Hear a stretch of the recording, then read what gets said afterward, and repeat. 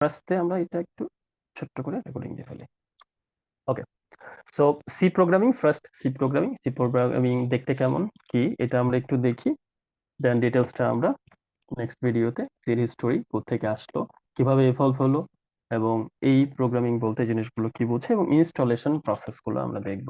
So ফার্স্টে যদি আমরা দেখি যে হ্যাশ ইনক্লুড stdio.h এবং এখানে একটা ইন্ট মেইন এবং কিছু একটা লেখা আছে। তো ফার্স্টের জিনিসটা হচ্ছে আমাদের এটাকে যদি একটু ছোট্ট করে আমরা ভাঙি, যেমন আমরা নতুন করে লিখি, সমস্যা কি, যেমন এটা না দিলে এখানে কাজ করবে না, এক ধরনের এরর দেখাবে।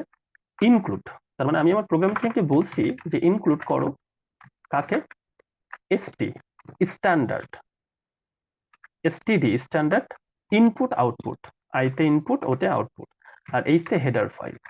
What is the meaning of header file, এটা এইভাবে চিন্তা করি আমরা। এখানে কি সেটা আমরা পরে যাচ্ছি। হেডার ফাইল জিনিসটাকে আমরা মনে করি একটা লাইব্রেরি, এবং কেন আমরা হেডার ফাইল ব্যবহার করি সিতে, কি জন্য সি জেনারেল পারপাস ল্যাঙ্গুয়েজ, সেটা কিন্তু নেক্সট ভিডিওতে ডিটেলস বলবো। সো হেডার ফাইলটা মনে করেন একটা লাইব্রেরি। আপনি লাইব্রেরিতে কি বলেন যে মামা চাচা বা স্যার আমাকে ওই বইটা দেন, কথা বোঝেন। তো যে বইটাতে আপনার লাগবে পড়া, আপনি সেই বইটা চান, বইটা পেয়ে যান, জায়গায় বসে বা বাসায় বসে আপনি সেই বইটি পড়ছেন। আপনার বই কি লেখা লাগছে? যে বইটা আপনি পড়তে চান ওই বইটা কিন্তু আপনার লেখা লাগে না, ওই বইটা লাইব্রেরিতে আছে, আপনি ওখান থেকে কালেক্ট করে নিয়ে আসছেন, ঠিক আছে। কিন্তু ওই বইটা যদি শুরু থেকে লিখতে হতো তাহলে কি হতো, সেই জিনিসটা সি এর আগে যে প্রোগ্রামিং ল্যাঙ্গুয়েজ গুলো ছিল সেখানে আপনার নিজেকে লিখতে হতো এ টু জেড জিনিসগুলা। কিন্তু সি তে সুবিধা হচ্ছে আমাদের এরকম কিছু লাইব্রেরি আছে, যেটা আমরা উদাহরণ সহ হয়তো আমরা দেখবো সে লাইব্রেরির মধ্যে কি থাকে, দেখতে কিরকম, হ্যাঁ, শুধু একটু চেহারা দেখতে পারি আমরা, অথবা আমরা আহ, একটু কিউরিওসিটির জন্য একটু দেখতেও পারি। যেমন আমরা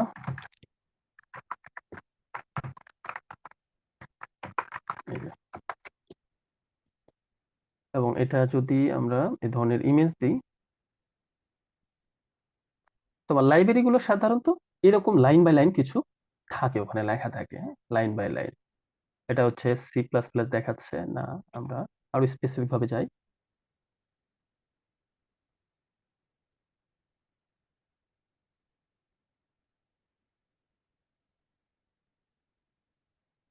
আচ্ছা, মনে করেন এরকম কোডিং বা কোড, হ্যাঁ, সি প্লাস প্লাস চলে আসছে আমাদের সবগুলো, আমাদের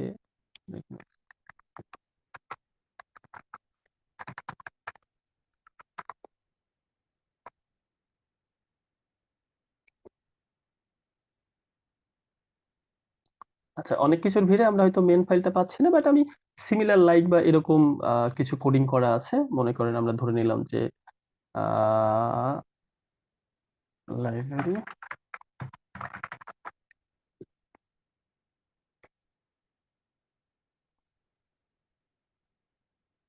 আচ্ছা আমাদের সময় কম, হয়তো অনেক সময় নিচ্ছে এখানে। তো মনে করেন এরকম কিছু একটা, এটা আউটপুট দেখাচ্ছে, কোড অনেকগুলো লাইন বাই লাইন লেখা আছে কোডের মধ্যে, ঠিক আছে। এবং সেটা একটা আলাদা একটা ফাইল, ওকে, সেটা একটা আলাদা ফাইল, যে ফাইলকে আমরা কল করব, এবং এখানে মানে তার মধ্যে ওই জিনিসগুলো থাকতে হবে। যেমন এই স্ট্যান্ডার্ড ইনপুট আউটপুটের মধ্যে দুইটা অনেক কমন জিনিস আছে, একটা হচ্ছে ইনপুট, একটা আউটপুট। তো আমরা প্রিন্টএফ এই এই জিনিসটা দিয়ে এই প্রোগ্রামিং থেকে একটা আউটপুট দেখাতে চাই, রাইট। সেই আউটপুট বা প্রিন্টএফ ফাংশনের মানে প্রিন্টএফ এই ফাংশনের মূল জিনিসগুলো হচ্ছে আমার স্ট্যান্ডার্ড আউটপুট এই হেডার ফাইলের মধ্যে লুকিয়ে আছে।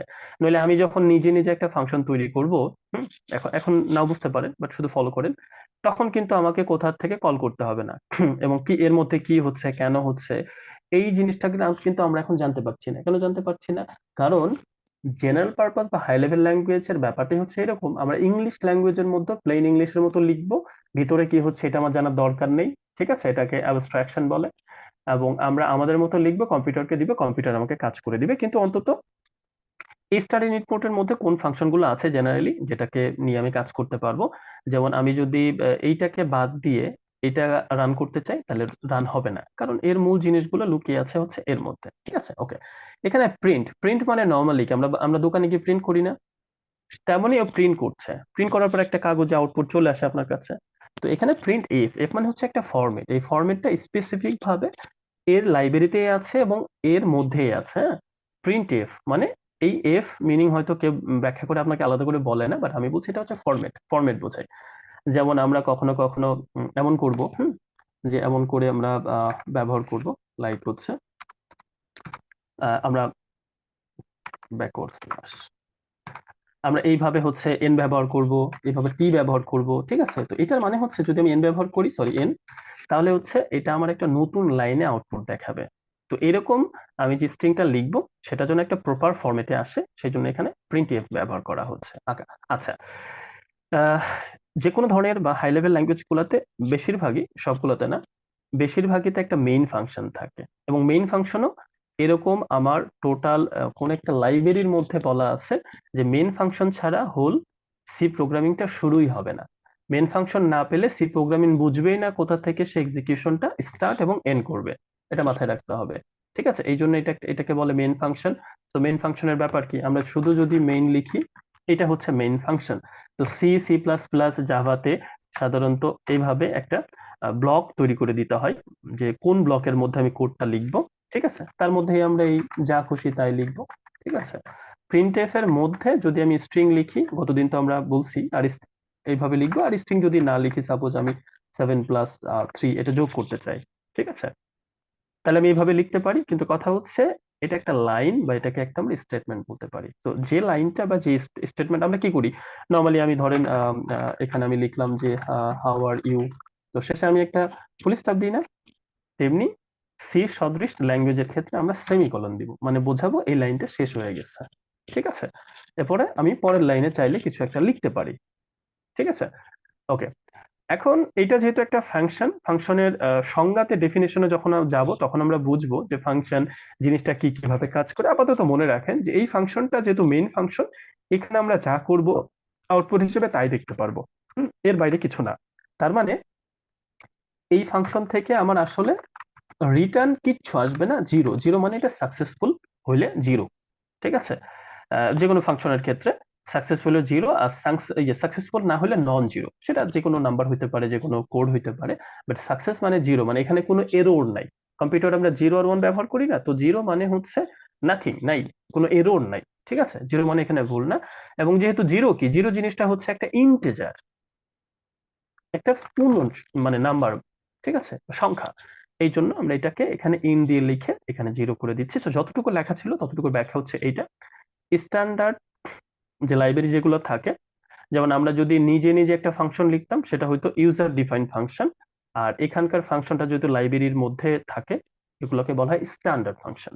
ঠিক আছে, বা স্ট্যান্ডার্ড লাইব্রেরি ফাংশন, যেহেতু লাইব্রেরির মধ্যে ফাংশনগুলোর একেবারে এ টু জেড জিনিসগুলো বলা আছে। যেমন ইভেন আমরা যখন মিউট করেন, কফি টফিও, আমরা কফি খেতে যাই, তখন কিন্তু আমরা এই কফিটা কিভাবে বানানো হয়েছে, কে বানাইছে, কত প্রসেস লাগছে, এটা আমরা দেখতে চাই না, রাইট?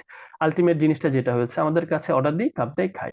তো প্রিন্টএফও তাই, সে শুধু কল করবে, তার ভিতরে আপনি যেটা দেখতেছেন সেটা দিবেন, সে করে দিবে। কিন্তু প্রসেসটা কোথায় হচ্ছে, কোন হেডার ফাইলে, এটা নিয়ে আপনার মাথা ব্যথা করার কোনো দরকার নাই। ওকে, সো এটা হচ্ছে একেবারে বেসিক জিনিস আমাদের সি প্রোগ্রামিং। দেখতে কেমন, কিভাবে আমরা শুরু করব, ঠিক আছে? আচ্ছা, একজন কোশ্চেন করছে যে int main and void main. Void means nothing, আপনি এখান থেকে কোনো ধরনের রিটার্ন চান না। ঠিক আছে, এটা অনেকগুলো প্রোগ্রামিং ল্যাঙ্গুয়েজে শুরুতেই হতে পারে, বা এখানে প্যারামিটার হিসেবে হতে পারে, যে ভয়েড মেইন। আমরা ভয়েড মানে নাথিং, আমি এখান থেকে আসলে কোনো ধরনের রিটার্ন চাচ্ছি না। রিটার্ন চাচ্ছি না মানে ওই যে কফির মতো, আমি জিনিসটা যদি একটু গুছিয়ে বলি, আমাদের হয়তো লিঙ্কটা কেটে যাবে। যে কফি যখন আমি মানে বানাচ্ছি একটা প্রসেসে, আলটিমেটলি কি হচ্ছে, অনেক কিছু দিচ্ছি আমরা, দুধ, চিনি, পানি দেওয়ার পরে আমার কফিটা আমাকে দিচ্ছে, তো রিটার্নটা পাচ্ছি আমি একটা কফি। এখন ব্যাপারটা যদি এরকম হইতো যে কফি বানাবো কিন্তু আমি ওটাকে আমার কাস্টমারকে দিব না, মানে আলটিমেটলি যেখানে রিটার্ন দেওয়ার কথা দিব না, আমার যে জিনিসটা হচ্ছে এটা আমি খাবো, আমার মধ্যেই রেখে দিব। তার মানে এখানে যে কাজগুলো করব, সেই জিনিসগুলো আউটপুট আসবে আলাদা করে, সবগুলো